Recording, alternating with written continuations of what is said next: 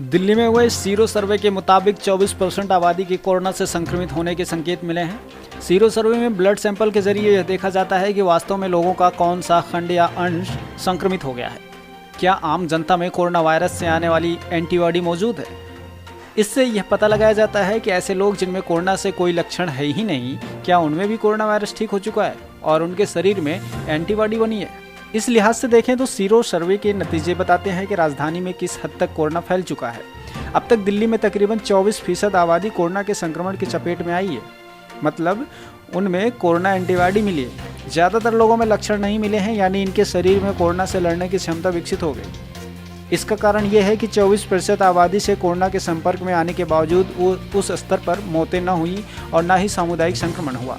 यानी सर्वे के नतीजे बताते हैं कि ये लोग कोरोना से सुरक्षित हुए और कोरोना का वैसा फैलाव भी नहीं हुआ जितनी आशंका व्यक्त की जा रही थी। इस आशय से भी इन 24% लोगों में कोरोना से लड़ने के लिए एंटीबॉडी तैयार की गई हैं और ये लोग इस महामारी से पूरी तरह सुरक्षित हैं। शरीर में कोरोना एंटीबॉडी का मतलब ये भी हुआ है कि भविष्य में कोई भी कोरोना इन पर प्रभाव नहीं डाल पाएगा। सीरो सर्वे का मतलब ये जानने के लिए किया गया था कि कितने लोगों का शरीर कोरोना से लड़ने के लिए तैयार हो चुका है। इस सर्वे के तहत दिल्ली के 11 जिलों में 27 जून से 10 जुलाई तक सर्वे किया गया, जिसमें 21,387 लोगों के ब्लड सैंपल लिए गए। 10 शहरों में सर्वे हुआ है। मुंबई, अहमदाबाद, पुणे, सूरत, इंदौर, कोलकाता, ठाणे, जयपुर, चेन्नई और दिल्ली, इन शहरों में ये सर्वे किया गया है। केंद्रीय स्वास्थ्य मंत्रालय के मुताबिक दिल्ली के सीरो प्रीवलेंस अध्ययन में पाया गया है कि शहर के 23.48% लोग कोविड-19 से प्रभावित हुए हैं। मंत्रालय ने एक बयान में कहा है कि सीरो प्रीवलेंस अध्ययन के परिणाम दिखाते हैं कि औसतन पूरी दिल्ली में आईजीजी एंटीबॉडी की मौजूदगी 23.48% है।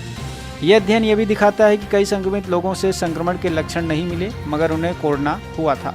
इसका अर्थ यह है कि वैश्विक महामारी के करीब 6 माह के प्रसार के दौरान दिल्ली में केवल 23.48% लोग ही प्रभावित हुए हैं, जबकि शहर में घनी आबादी वाले इलाके हैं। मंत्रालय ने इसका श्रेय संक्रमण के प्रसार को रोकने के लिए लॉकडाउन, नियंत्रण और निगरानी के उपाय, संक्रमितों के संपर्क में आए लोगों का पता लगाने समेत सरकार द्वारा किए गए अन्य प्रयासों और कोविड के संदर्भ में नागरिकों के उचित व्यवहार को दिया है। हालांकि इससे कहा गया है कि अब भी आबादी का बड़ा हिस्सा संवेदनशील बना हुआ है और इसलिए नियंत्रण के कदम जरूरी हैं। मंत्रालय ने कहा कि शारीरिक दूरी, फेस मास्क, कवर का इस्तेमाल, हाथों की स्वच्छता, खांसी करने की तमीज़ और भीड़ भाड़ वाली जगहों से बचने जैसे कदमों का सख्ती से पालन करना होगा। दिल्ली के सभी 11